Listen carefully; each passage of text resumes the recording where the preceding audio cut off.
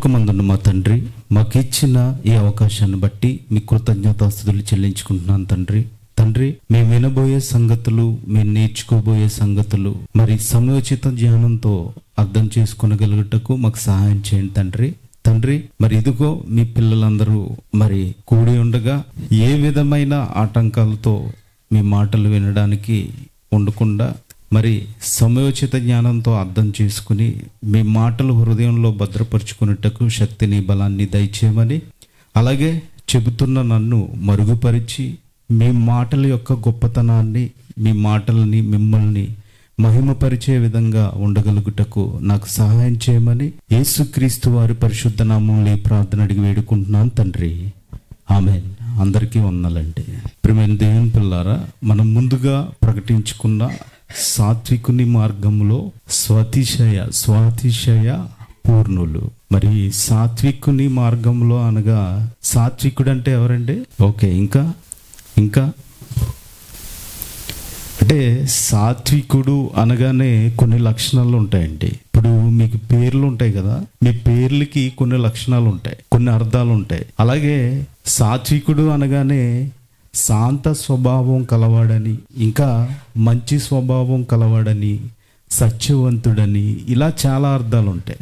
సాత్వికుడు అనే పదానికి మనం తెలుగులో అర్థాలు తీసుకోగలిగితే, పర్యాయ పదాలు గనక తీసుకోగలిగితే ఇలా చాలా అర్థాలు ఉంటాయి. అంటే శాంతి స్వభావం కలవాడు అంటే ద్వేషం వంటివి, నెక్స్ట్ భావోద్వేగాలు అంటే ప్రతికూల భావోద్వేగాలు ఉంటాయి కదండి, అటువంటి వాటినన్నీ నియంత్రించుకునే శక్తి ఉంటుంది అన్నమాట అతనికి.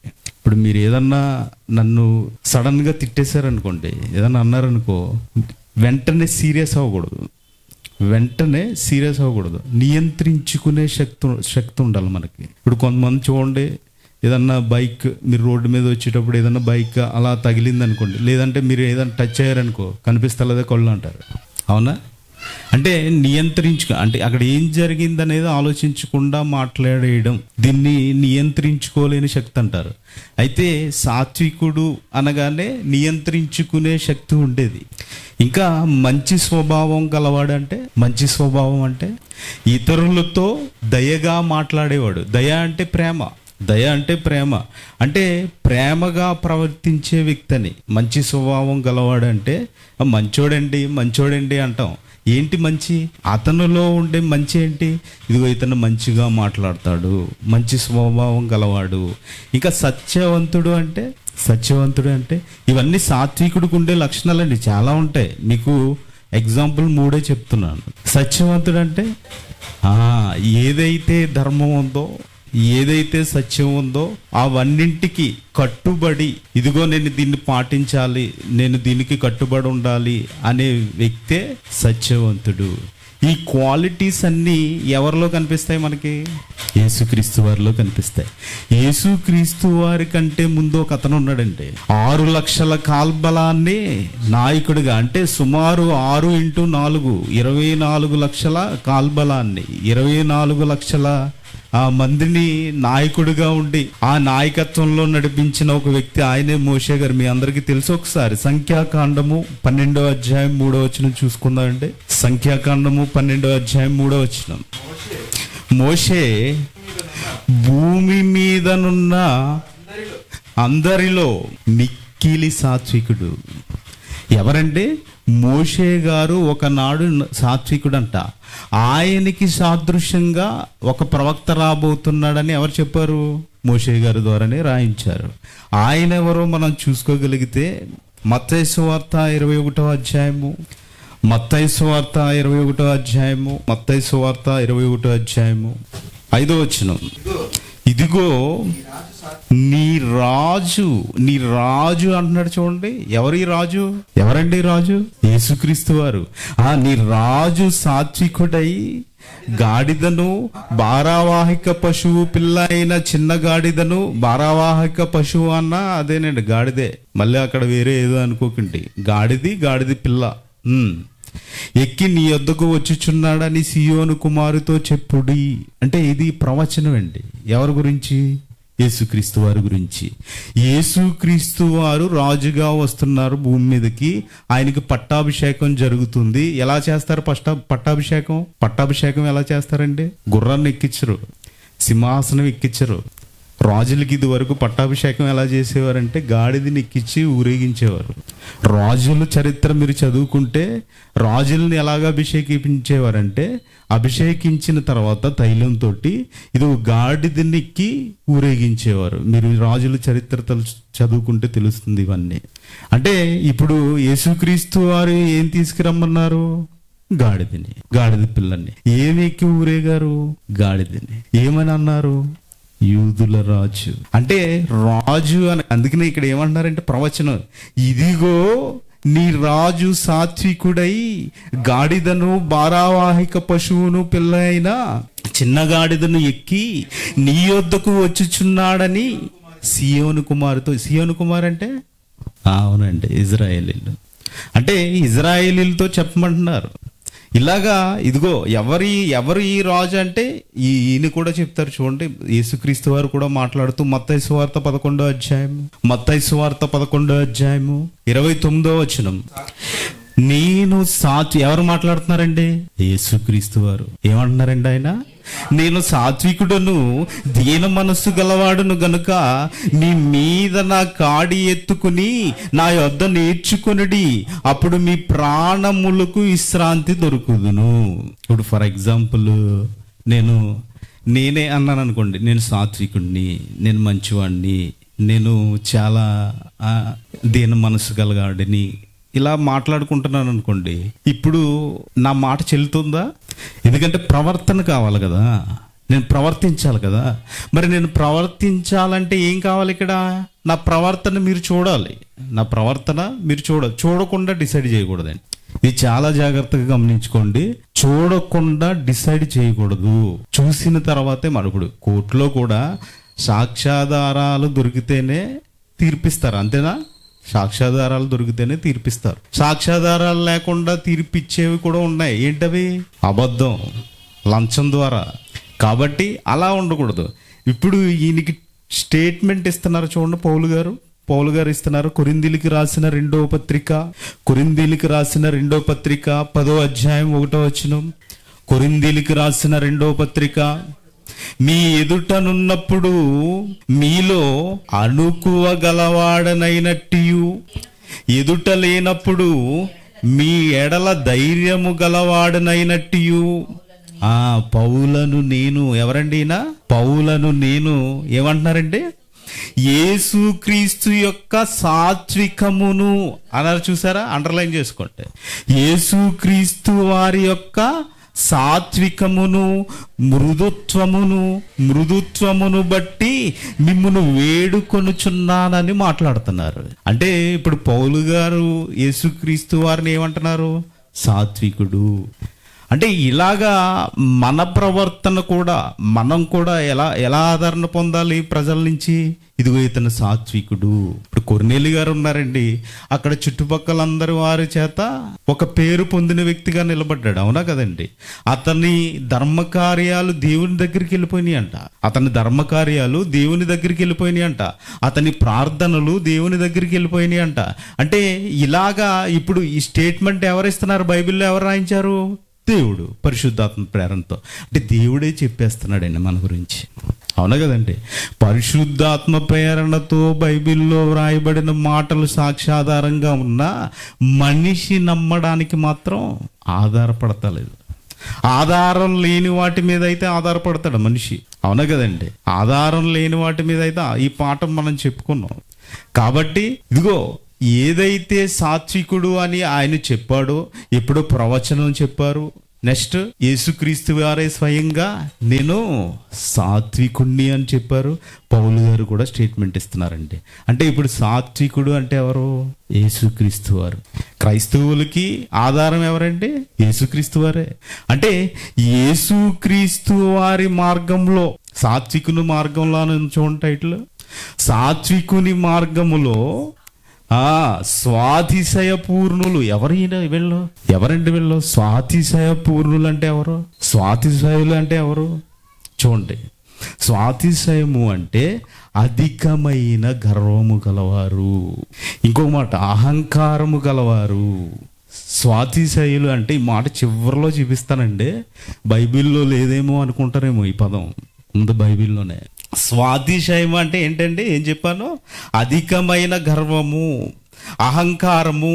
ఒక వ్యక్తి తన గురించి చాలా గొప్పగా భావించుకోవడం. ఒక వ్యక్తి తన గురించి చాలా గొప్పగా చెప్పుకుంటాడు అనమాట. అంటే తగ్గింపు తత్వం ఉండదు, ఇంకా చాలా గొప్పగా చెప్పుకుంటాడు. ఇతరులను చాలా నీచంగా చూసే వ్యక్తి అండి ఈ పదానికి సంబంధించిన వ్యక్తి. దీనికి అర్థం ఏంటంటే, ఇదిగో ఇతరులని, ఎవరైతే నీ తోటి వాళ్ళు ఉన్నారో, ఎవరైతే నీ పక్క వాళ్ళు ఉన్నారో వాళ్ళని చాలా నీచంగా చూసే వ్యక్తి అనమాట. ఇంకా అధికారం కోసం వెంపర్లాట పడుతూ ఉంటాడు. ఇతనినే స్వాతిశయముడు లేదంటే స్వాతిశయ వ్యక్తి అని చెప్పుకోవచ్చు. మరి స్వాతిశయ పూర్ణుడు అంటున్నాడు కదండి. పూర్ణుడు అంటే ఇంకా అదే పనిలో ఉంటాడు వాడు. ఇతరులను ద్వేషించే పనిలోనే ఉంటాడు. ఇతరుల్ని చాలా చులకనగా చూసే పనిలోనే ఉంటాడు. చాలా తక్కువగా చూస్తాడండి, చాలా తక్కువగా చూస్తాడు. అంటే ఇది అంటే అధికారం కోసం వెంపర్లాటడం, ఇంకా ఇతరులపై నియంత్రణ కోరుకుంటాడండి మనిషి. ఇతరులపై నియంత్రణ కోరుకోడే ఈ వ్యక్తినే ఆ పేరుతో పిలుస్తారంట, స్వాతిశయ పూర్ణుడు. అంటే ఇలాంటి వాళ్ళు ఉంటారా అంటే ఉంటారు. ఎక్కడ ఉంటారండి? మన మధ్యలోనే ఉంటారు, సంఘంలో ఉంటారు. అందుకనే సాత్వికుని మార్గంలో స్వాతిశయ పూర్ణులు ఉంటారు. కొన్ని వచనాలు చూసుకుందామంటే, మరి అహంకార గర్విష్ఠులు పరిపూర్ణులు అంటున్నాం కదా వాళ్ళని. వీళ్ళ గురించి బైబిల్లో ఏమని రాయబడిందో ఒకసారి చూద్దామండి. సామెతల గ్రంథం 21వ అధ్యాయము, సామెతల గ్రంథము 21వ అధ్యాయము 24వ వచనం. సామెతల గ్రంథము 21వ అధ్యాయం 24వ వచనం. అహంకారి అయిన గర్విష్ఠునికి ఏం పేరంటే? అపహాసికుడు అంటే హేళన చేస్తాడు. వాడేంటి, వాడెంత, నువ్వెంత, ఇలాగే నువ్వెంత, నాకంటే ఎక్కువ, ఇలాగే ఉంటాయి. అంటే ఏం చేస్తాడు? అపహాసం చేస్తాడు. అహంకారి అయిన గర్విష్ఠునికి అపహాసకుడని పేరు. అట్టి వాడు అమిత గర్వముతో ప్రవర్తించును. గర్వం ఉంటుందంట వాడికి. ఏముంటుందండి? మితముగా కాదు, అమితముగా. అంటే ఎక్కువ, చాలా ఎక్కువ. తగ్గదు అది. అమితముగా ఉన్నది తగ్గదు, చాలా ఎక్కువ గర్వం ఉంటుందంట. అంటే వాడి ప్రవర్తన ఎలా ఉంటుంది? ఎదుటి వాడిని చులకనగా చూడడం. ఇప్పుడు లేటెస్ట్ స్టైల్లో ఉందండి ఇది వరకు మనకి సామెతల్లో చెప్పారు, కానీ ఇప్పుడు లేటెస్ట్ స్టైల్లో ఉంది. తెలియదు అది. మిమ్మల్ని కించపరుస్తున్నట్టు తెలియదు, మిమ్మల్ని తిడుతున్నట్టు తెలియదు. అంటే ఇండైరెక్ట్ గా మాట్లాడతారు అనమాట, ఇండైరెక్ట్ గా కించపరుస్తారు. వీళ్ళు కూడా ఉంటారండి. వీళ్ళని ఏమంటారంటే వీళ్ళకి అదే పేరు, ఇండైరెక్ట్ గా మాట్లాడే. వీళ్ళే అహంకారి అయిన గర్విష్ఠునికి అపహాసకుడని పేరు. ఎందుకంటే నీ దగ్గర మాట్లాడేసింది వేరే దగ్గరికి వెళ్ళి వాళ్ళు నవ్వుకుంటారు, పక్కకి వెళ్ళి మాట్లాడుకుని నవ్వుకుంటారు. అంటే వీడికి ఏం పేరు? వీడేంటి? అహంకారి అయిన గర్విష్ఠుడు. అట్టి వాడికి అమిత గర్వం ఉంటుందంట. అమిత గర్వముతో ప్రవర్తించును అంటున్నారు. చూడండి, అంటే మళ్ళీ వీళ్ళలో రకాలు ఉంటాయండి, ఒకటే కాదు, చాలా రకాలు ఉంటాయి. మచ్చుకు ఒక 3 చూపిస్తారండి మీకు. ఒకటో రకం హోషేయ గ్రంథం 13వ అధ్యాయము 6వ వచనం. హోషేయ గ్రంథం 13వ అధ్యాయము 6వ వచనం. తరువాత వారికి మేత దొరకగా వారు తినేసి ఏమవుతారంటే తృప్తి పొందుతారు. ఇప్పుడు మీరు ఫర్ ఎగ్జాంపుల్ చెప్తున్నాను చూడండి. దేవునిలోకి వచ్చే ముందర ఆహారం ఉంటుంది.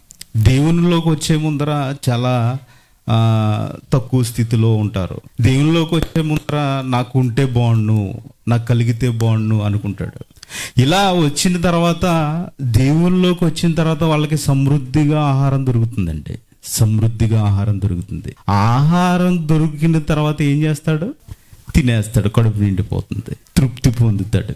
ఈ తృప్తిలో దేవుని మర్చిపోతాడంటే ఇక్కడ చూడండి మాట్లాడదు. తృప్తి పొంది నన్ను మర్చిపోయాడు. ఇదొక రకం. ఎందుకంటే గర్వం వచ్చేసింది. ఎందుకంటే నాకు ఆహారం దొరికిపోయింది. ఇదివరకు ఆహారం లేదు కదా, ఇప్పుడు ఆహారం దొరికిపోయింది. ఇప్పుడు నాకు సమృద్ధిగా కలుగుతుంది, సమృద్ధిగా ఇచ్చేసాడు దేవుడు. నాకేంటి అంటే ఏంటంటే అక్కడ వచ్చింది, గర్వం వచ్చేసింది. అంటే ఈ కేటగిరీకి చెందిన వాళ్ళు కూడా ఉంటారు, ఈ కేటగిరీకి చెందిన వాళ్ళు కూడా ఉంటారు. ఇంకా రెండో రకాన్ని మనం చూసుకుంటే తిమోతికి రాసిన 2వ పత్రిక 3వ అధ్యాయము, తిమోతికి రాసిన 2వ పత్రిక 3వ అధ్యాయము 4వ వచనం. ద్రోహులు, మూర్ఖులు, గర్వాంధులు దేవుని కంటే, చాలా చాలా జాగ్రత్తగా చదవండి, అండర్లైన్ చేసుకోండి, దేవుని కంటే సుఖానుభవము ఎక్కువగా ప్రేమించుదురు. ఏమండి, దేన్ని ప్రేమిస్తారంట? దేవుని కంటే. దేవుడు ఏమన్నా సుఖంగా ఉన్నాడంటే? ఇప్పుడు ఈయన రాశారు కానీ ఇక్కడ దేవుడు ఏమన్నా సుఖంగా ఉన్నారా అంటే? దేవుని కంటే సుఖానుభవం ఎక్కువగా కోరతారంట. చూడండి, చదవండి మళ్ళీ అన్నమాట. ద్రోహులు, మూర్ఖులు, గర్వాంధులు ఎక్కువగా ప్రేమించువారు. చాలండి. అంటే గర్వాంధులు ఉన్నారా ఇందులో? గర్వాంధులు ఉన్నారా? ఉన్నారు. వీళ్ళు ఏం చేస్తారంట? సుఖానుభవమును ఎక్కువగా కోరుకుంటారంట. ఇప్పుడు సుఖాన్ని ఎక్కువగా కోరుకునే వాళ్ళు ఏంటి? సుఖాన్ని ఎక్కువగా కోరుకునే వాళ్ళు ఏంటంటే ఏమనొచ్చాలని? ద్రోహులు అనొచ్చు, ఇంకా ఇంకేమంటారంటే గర్వాంధులు అనొచ్చు, మూర్ఖులు అనొచ్చు. ఏమండి, నేను సుఖపడుతున్నాను కదా మరి నన్ను మూర్ఖుడు అంటున్నాడు ఏంటి ఈయన అంటే? నేను సుఖపడుతున్నాను కదా మరి నన్ను గర్వాంధుడు అంటున్నాడు అంటే? అలా అవదు కదండి. ఇక దేవుడు మాట్లాడిన మాటకి మనం ఎదురు చెప్పామంటే మీరు ఏం చేస్తున్నట్టు? దేవుడిని ఎదిరిస్తున్నట్టు అంతే. అంటే దేవుడు ఇదిగో ఇలా ఇదొక రకమైన గర్వం, ఇదొక రకమైన గర్వం. ఇలా గర్వస్తులు ఉన్నారంటే ఉన్నారు. సంఘంలో లేరంటే ఉన్నారా? కొంతమంది ఉంటారండి. ఉండరని చెప్పను నేను, ఉంటారు. ఏమంటారు? వర్షం పడుతుంది కదండి, ఏం చేస్తాం? అదే వాళ్ళ పని అయితే వెళ్తారు. అవునా కదా? అలాగా దేవుని పని అనేసరికి ఇదిగో సుఖం కోరుకుంటాడు. అదే వారి పని అయితే సుఖం ఉండదు, ఏముండదు. మొత్తం మీద వెళ్ళి డబ్బులు తెచ్చుకోవాలి, శుభ్రంగా తినాలి, పడుకోవాలి. సుఖాన్ని కోరుకుంటున్నాడు కదా, సుఖాన్ని అదిగా ఎక్కువ, దేవుని కంటే ఎక్కువ అంటున్నారు. చూడండి, దేవుని కంటే ఎక్కువ అంట. సుఖానుభవం ఎక్కువగా ప్రేమించేవారంట. వీళ్ళని ఏమంటారు? ద్రోహులు అంటారు, మూర్ఖులు అంటారు, గర్వాంధులు అంటారు. అదే మొదటి తిమోతి గారికి రాసిన పత్రిక 6వ అధ్యాయము, మొదటి తిమోతి గారికి రాసిన 6వ అధ్యాయము 17వ వచనం చదవండి. తిమోతికి రాసిన మొదటి పత్రిక 6వ అధ్యాయం 17వ వచనం. ఇహమందు ధనవంతులైన వారు గర్విష్ఠులు కాక. ఆగండి, ఏమన్నారు? ఇహమందు ధనవంతులైన వారు గర్విష్ఠులు కాక అంటే, గర్విష్ఠులు కాక అంటే అవుతారా? ఎప్పుడవుతారు? ధనం వచ్చినప్పుడు ఉంటారంటే. ఏం ఉండదు. సంఘానికి వచ్చినప్పుడు ప్రార్థన చేయమంటారు, ప్రార్థించమంటారు, అన్ని. అదిగో దేవుడు నన్ను చాలా బాగా చూసుకుంటున్నాడండి, నాకు అన్ని ఇస్తున్నాడండి, సాక్ష్యం మళ్ళీ చెప్తారంటే. చెప్పిన తర్వాత వీళ్ళలో ఒక గర్వం వస్తుంది. ఏమని? ఇప్పుడు చర్చికి ఎవరన్నా కొద్దిగా బాగోలేకుండా వచ్చారనుకోండి, అంటే పేదవాళ్ళు ఎవరన్నా వచ్చారనుకో, పక్కన కూర్చున్నారనుకో, ఇలా చూస్తాడు, ఏంటిది, ఇంకో చైర్ వేయండమ్మా అక్కడ, నేను అక్కడ కూర్చుంటాను అంటాడు. ఇంకా కొంతమంది ఉంటారు, అఫీషియల్గా వస్తారు, ఏమీ టచ్ చేయరు, పనేమి. మన వాళ్ళు అలా ఉండరంటే ఏమీ టచ్ చేయరు, పనేమి. వైట్ అండ్ వైట్ వేసుకుని వస్తాడు. ఆయనకి ఏమంటుకోకూడదు? మరక అంటుకోకూడదు. ఏంటిది? కర్మం అంటే ఇది కూడా. ఎందుకు? డబ్బు ఉంది కాబట్టి. అంటే డబ్బు ద్వారా గర్వం వస్తుందా? వస్తుంది. ఏమన్నారు? చదవండి, ఇప్పుడు ఆ మాట చదవండి, మీకు అర్థమవుతుంది. ఇహమందు ధనవంతులైన వారు గర్విష్ఠులు కాక, అస్థిరమైన ధనమందు నమ్మిక ఉంచక, సుఖముగా అనుభవించుటకు సమస్తమును మనకు ధారాళముగా దయచేయు దేవుని అందే నమ్మిక ఉంచుంటే ఆజ్ఞాపిస్తున్నారంట. ఆజ్ఞాపించమంటున్నాడు పౌలు గారు. అంటే ధనాపేక్ష, ధనం ద్వారా ఏమొస్తుంది? గర్వం వస్తుంది. ఈ గర్వంతో ఏం చేస్తాడు? దేవుని పిల్లలని దూషించేవాడిగా మారిపోతాడండి. దేవుని పిల్లలని దూషించేవాడిగా మారిపోతాడు. దేవునిని ఎదిరించేవాడు వాడేంటి? ఏమండి, నీ సహోదరుని ఇదిగో నాకేమన్నా సహాయం చేయాలంటే ఇదిగో నీ పక్కన ఉన్నాడు కదా సహోదరుడు, నీ పక్కన ఉన్నాడు కదా, ఆయనకి సహాయం చేయి. నీ పక్కన కూర్చుంది కదా సహోదరి, ఇదిగో ఆమె అనారోగ్యంగా ఉంటే ఆమెకి ఏదన్నా సేవ చేయి. నువ్వు నాకు చేసినట్టు అన్నాడు కదా దేవుడు. మరి ఏది ఎక్కడ చేస్తున్నారు? నీ పక్కన ఒక అనారోగ్యమైన అతను కూర్చుంటేనే చిరాకు పడుతున్నావే. నీ పక్కన ఒక పేదవాడు కూర్చుంటేనే చిరాకు పడుతున్నావే. నీ పక్కన ఎవరైనా కొద్దిగా అందవిహీనంగా ఉంటే ఈడెవడరా బాబు ఇలా ఉన్నాడు అంటున్నావే. అంటలేదండి? అంటున్నారా? ఎక్కడా? బయట కాదండి, బయటగా సంఘములో సంఘములో సంఘములో సంఘములో ఇటువంటివన్నీ జరుగుతున్నాయి. ఇలా ఉండకూడదండి, ఇలా అస్సలు ఉండకూడదు. ఎందుకంటే నీవు దేవునికి ఎంతో నేను అంతే. అవునా కదండి? ఎవరు వెళ్తారండి? అంగవిహీనుడు వెళ్తాడా పరలోకం? అంగవిహీనుడు వెళ్తాడా? లేనోడు వెళ్ళిపోతాడా పరలోకం? ఏమండి? లేనోడు వెళ్ళిపోతాడా పరలోకం? ఉన్నవాడు వెళ్ళిపోతాడా పరలోకం? ఎవరు వెళ్తారండి పరలోకం? క్రైస్తవులు వెళ్ళిపోతారా? ఏమండి? మనం వెళ్ళిపోతామా? చెప్పండి. మనం వెళ్ళిపోతాం అన్న వాళ్ళు చేయొద్దండి. మనం ఈరోజు స్టిల్ ఇప్పుడు వెళ్ళిపోతాం అన్న వాళ్ళు చేయొద్దండి. ఇప్పుడు నిజంగా యేసుక్రీస్తు వారు వచ్చేస్తే ఈ రోజు నేను ఇప్పుడే పరలోకం వెళ్ళిపోతాను అన్న వాళ్ళు చేయొద్దు. ఏంటి ఎవరు లేకట్లేదు? చూసారా? ఎత్తలేరు.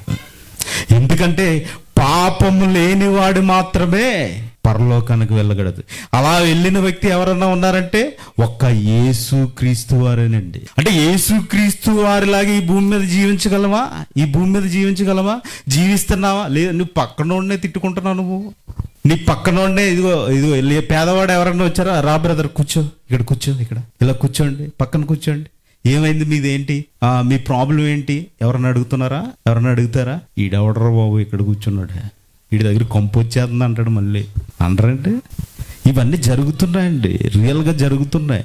ఇలా ఉండకూడదండి. మీరు అందరినీ ప్రేమించేవారిలా ఉండాలి, అందరినీ ప్రేమించేవారిలా ఉండాలి. అందుకనే ఇహమందు ధనవంతులైన వారు గర్విష్ఠులు కాక అంటే మీరు గర్విష్ఠులు అవ్వకూడదని. ఎందులో గర్విష్ఠులు? మీకు ఇహమందు బాగా ఉంది, బాగుంది, ఎందుకు? పక్కనోడిని ప్రేమించు, నో ప్రాబ్లం. నీకు డబ్బు ఉంటే ఏమైంది? ఏమంటే పట్టుకెళ్ళిపోతావా? ఆడు మట్టిలోకి వెళ్ళాలి, మనము మట్టిలోకి వెళ్ళాలి. ఎందుకంటే గర్వం అవసరం లేదు. కాబట్టి ఈ విధంగా ఇలాంటి రకాలు ఉంటాయండి, ఇలాగ రకాలు ఉంటాయి. మరి ఇంతకీ ఈ గర్విష్ఠులకి శిక్ష ఏమైనా ఉంటుందా? పోలే, పాపం చేయకపోతే కదా, పాపం మనం ఏం చేయట్లేదు, వాడిని ఏదో చేదరించుకున్నాం, వాడిని ఏదో తక్కువగా చూసాం, మరి వాడిని ఏదో అనేసాం, పోలే అవన్నీ ప్రాబ్లం ఏం లేదు. మరి వీళ్ళకి శిక్ష ఉంటుందా? పాపం చేసినోడికే కదా శిక్ష, వీళ్ళకి ఏమైనా శిక్ష ఉండదా? మరి ఉంటుందంటే చూద్దామా ఒక మాట. మొదటి తిమోతికి రాసిన 3వ పత్రిక 3వ అధ్యాయం 6వ వచనం.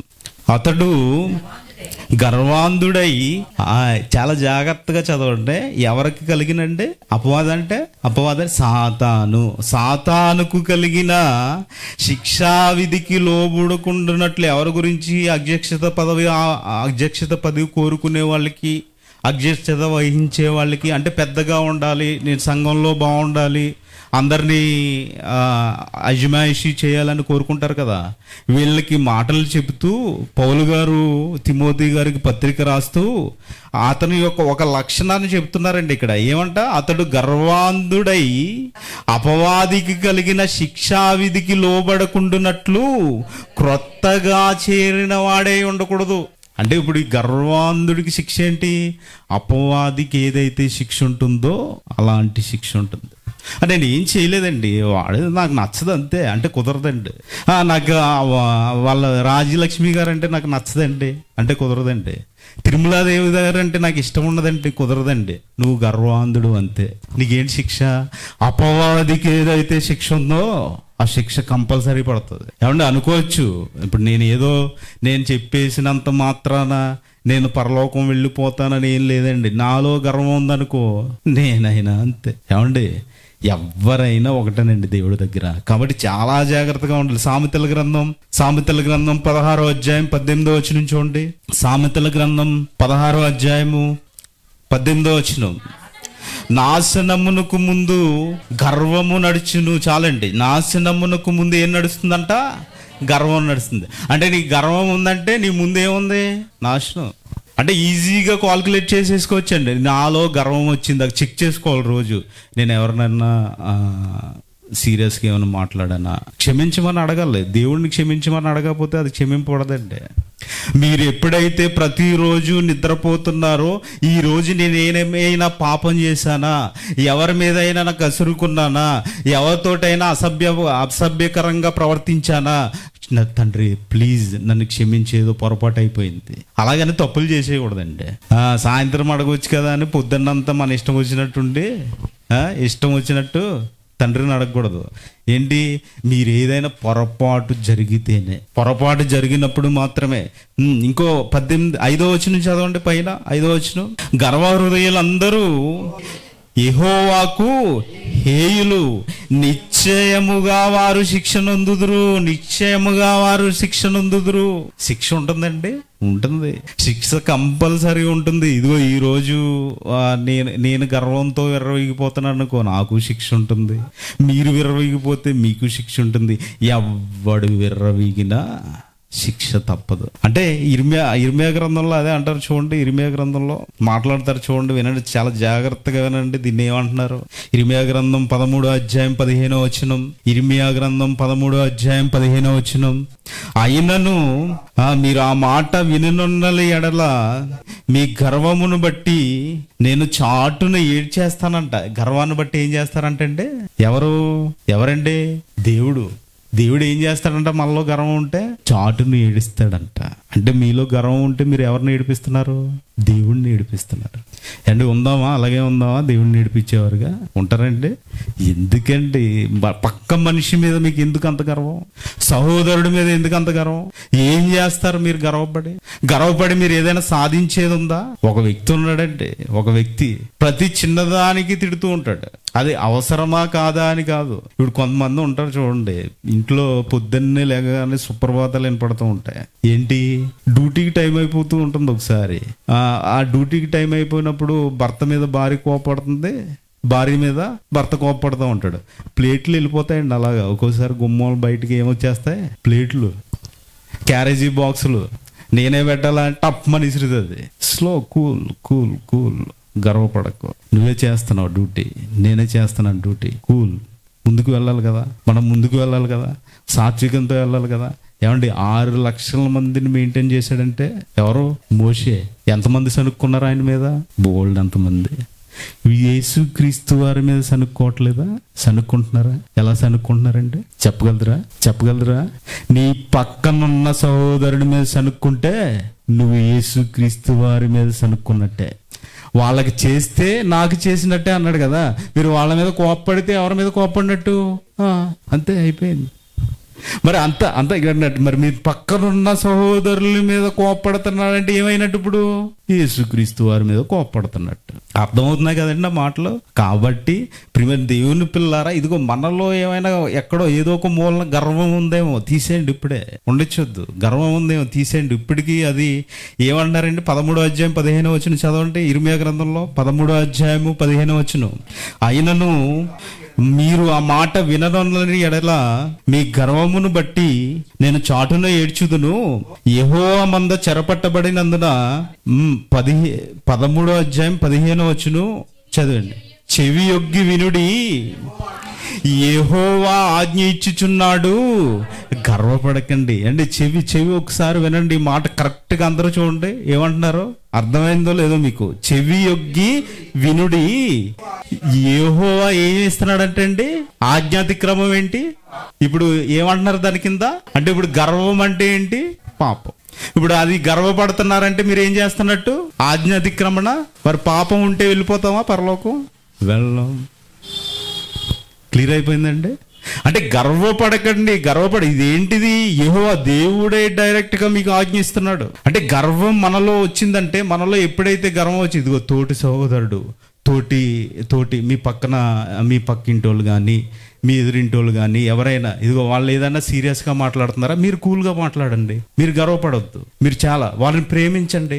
వారు ప్రేమించి మాట్లాడండి. వారికి ఇదిగో వాళ్ళు గర్వపడ్డారా, వాళ్ళు ఏదైనా అనుకున్నారా, వాళ్ళ ప్రేమించి ఏం చేస్తారు మీరు? ఇదిగో శత్రువుకి భోజనం పెట్టమన్నాడు కదండి. శత్రువుకి భోజనం పెట్టమని. మీ ఎదుటింటి వాళ్ళు మీకు శత్రువులా? కాదు కదా. మీ ఎదుటింటి వారు మీకు ఏమన్నా అన్యాయం చేశారా? లేదు కదా. ఎవరు ఏం చేయలేదు. ఇదిగో ప్రేమించి మాట్లాడండి. వాళ్ళు ఒక మాట అన్నారా, పడండి, నో ప్రాబ్లం. వాళ్ళు ఏదన్నా అన్నారా, నో ప్రాబ్లం, పడండి. ఏం చేయాలి? ప్రేమించి మాట్లాడండి, గర్వపడొద్దు. ఇలా ఏమంటున్నారంటే దీన్ని ఆజ్ఞ అంటున్నారండి, దీన్ని ఆజ్ఞ అంటున్నారు. అంటే ఆజ్ఞ అతిక్రమిస్తే ఏమవుతుంది? పాపం. కాబట్టి ఆజ్ఞ అతిక్రమించేవారిగా మనం ఉండకూడదు. మరి ఇంతకీ ఇన్ని మాటలు చెప్పారండి, బైబిల్లో చూపిస్తాను అన్నారు కదా, ఈ మాట ఎక్కడుంది? ఎవరైనా చెప్తారా? ఎక్కడుంది? ఏం టైటిల్ అండి? సాత్వికుని మార్గంలో స్వాతిశయ పూర్ణులు ఉన్నారంట. ఎక్కడ ఉంది ఈ మాట? కీర్తనల గ్రంథం 49వ అధ్యాయం, కీర్తనల గ్రంథం 49వ అధ్యాయము 13వ వచనం. కీర్తనల గ్రంథము 49వ అధ్యాయము 13వ వచనం చదవండి, అందరు తీయండి. స్వాతిశయ పూర్ణులకును వారి నోటి మాటను బట్టి, వారిని అనుసరించి వారిని బట్టి ఇదే గతి. ఏంటా గతి? ఇగో స్వాతిశయుల గురించి చెప్పుకున్నాం కదా. ఇప్పుడు ఎవరాల్లో? గర్విష్ఠులు, అహంకారులు. ఇదిగో వీళ్ళ గురించి చెప్పుకున్నాం కదా. వీళ్ళని అనుసరించి నడిచే వారికి కూడా గతి అంట. ఏంటో గతి? కింద చూడండి, కింద. వారు పాతాళములో మందగా కూర్చబడతారు. అందరూ చదవాలండి. ఏమవుతారంట? వారు పాతాళములో మందగా కూర్చబడుదురు. మరణము వారికి కాపరే. యేసుక్రీస్తు కాదు కాపరే. మీకెవరంటే కాపరే? మరణమా? ఏమండి, మీకెవరు కాపరే? యేసుక్రీస్తు వారు. వీళ్ళకి ఎవరంట కాపరే? మరణము కాపరే అయి ఉండును. చదవండి. ఉదయమున యథార్థవంతులు వారిని ఏలుదురు. అంటే వీళ్ళని ఎవరు వెళ్తారంట? ఉన్నదండి, వెళ్తారా? ఇప్పుడు ఉందా? అది సిచ్యువేషన్ ఉంది కదా, మీకు అందరికి తెలిసిందే. ఏలుదురు. వారి స్వరూపములు నివాసము లేనివై పాతాళములో క్షయమైపోవును. ఏమవుతాయంట? స్వరూపాలు క్షయమైపోతాయి. మీ స్వరూపాలు ఎక్కడున్నాయి? మీకు స్వరూపాలు ఉన్నాయండి? ఉన్నాయా? ఎక్కడున్నాయి? దేవుని చేత తయారు చేయబడుతున్నాయి. మీరు ఎప్పుడైతే మరణిస్తారో ఆ స్వరూపాన్ని ధరించుకుంటారంటే, ఆ స్వరూపాన్ని ధరించుకుంటారు. అంటే ఆ స్వరూపముతో మహిమా శరీరం అంటారండి దాన్ని. మీకు రూపం కావాలి కదా. మీరు ఆత్మగా ఉన్న తర్వాత, ఆత్మలుగా ఉన్న తర్వాత ఒక రూపం కావాలి. ఇప్పుడు మనం ఆత్మలమే కదండి. ఎక్కడున్నాం ఇప్పుడు? శరీరంలో ఉన్నాం. శరీరంలో ఈ భూమి మీద ఉన్నాం. అంటే మీకు ఏం కావాలి జీవించడానికి? ఈ భూమి మీద శరీరం కావాలి. అలాగే పరలోకంలో జీవించడానికి మహిమా శరీరం కావాలి అన్నారు. దేవుడు చేస్తున్నాడు. అంటే ఆ దేవుడు చేసే శరీరము ఇదిగో అంటున్నాడు చూడండి. ఇప్పుడు ఆ చివరి మాట 14వ వచనం, వారి స్వరూపములు నివాసము లేనివై. నివాసం ఉండదంట వాటికి. నివాసం లేనివై పాతాళములో క్షయమైపోవును. ఏమైపోతాయంటే పాతాళంలో క్షయమై. ఆల్రెడీ మనం ధరించుకున్నదే క్షయమైన శరీరం. పాతాళంలో కూడా ఏమైపోతాయంట? క్షయమైపోతాయంట. అంటే ఇప్పుడు ఇదిగో సాత్వికుని మార్గంలో ఉన్నాం కదా మనం. సాత్వికుని మార్గంలో ఉన్నాం కదా. మనకి ఏం ఉండకూడదండి? స్వాతిశయం ఉండకూడదు, గర్వం ఉండకూడదు, అహంకారం ఉండకూడదు. ఎప్పుడైతే ఇదిగో ఇవన్నీ వీటన్నింటినీ ఏమంటున్నాడు? ఆజ్ఞాపించాడంట దేవుడు. మీరు ఇవి మానుకోవాలి. ఇంకా వీటితోటే ఉన్నారా? ఇంకా వీటితోటే జీవిస్తున్నారా? ఎప్పుడైతే మీరు వీటిని వదిలేస్తారో అప్పుడే దేవునికి ఇష్టలుగా ఉంటారు. ఎందుకంటే హేయులు అన్నాడు కదంటే, హేయులు అన్నాడు కదా. అంటే స్వాతిశయులు ఆయనకి హేయులా? హేయులే. మరి ఆయనకి ఇష్టలుగా ఉండాలంటే నువ్వు దాన్ని మానేయాలి. ఎప్పుడైతే ఆ గర్వాన్ని, ఆ అహంకారాన్ని క్రైస్తవులుగా మనం విడిచిపెట్టి బ్రతుకుతామో, ఇదిగో మోషే ఉన్నాడు కదా, మోషేని ఆదర్శంగా తీసుకోండి. యేసుక్రీస్తు వారు ఉన్నారు కదా, యేసుక్రీస్తు వారిని ఆదర్శంగా తీసుకోండి. వీరిద్దరిని తీసుకుని ఇంకా సాత్వికులు ఎంతో మంది ఉన్నారండి, భక్తులు. యోబు గారు బ్రతికారు కదా. యోబు గారు ఒక జీవితాన్ని ఒకసారి గుర్తు తెచ్చుకోండి. వారి జీవితాలను గుర్తు తెచ్చుకుని ఈ భూమి మీద వారిలా బ్రతకడానికి ప్రయత్నించినప్పుడే మీరు దేవునికి ఇష్టలుగా ఉంటారు. మరి మీరందరూ దేవునికి ఇష్టలుగా ఉండాలని కోరుకుంటూ ఈ నా మాటలు ముగిస్తున్నానండి. ప్రార్థన చేసుకుందాం. పరలోకమందున్న మా తండ్రి, మరి కొన్ని మాటలు మీ పిల్లలకు తెలియజేశాను తండ్రి. మరి మేము గర్విష్ఠులు కాక స్వతిశయ పూర్ణులుగా ఉండకుండా మరి మీకోసం బ్రతుకుతూ మీ చిత్తాన్ని నెరవేరుస్తూ ఈ భూమి మీద బ్రతికి మరి మీకోసం ఈ భూమి మీద త్యాగాలు చేసి మీకోసం ఉన్నతంగా చెప్పుటకు మాకు శక్తిని, బలాన్ని దయచేయమని, అలాగే తండ్రి మరి మీ పిల్లలందరికీ కూడా సమయోచిత జ్ఞానంతో వాక్యం మరి హృదయాల్లో భద్రపరుచుకుంటకు శక్తిని, బలాన్ని దయచేయమని యేసుక్రీస్తు వారి పరిశుద్ధ నామంలో ఈ ప్రార్థన అడిగి వేడుకుంటున్నాను తండ్రి. ఆమేన్. అందరికీ వందనాలండి.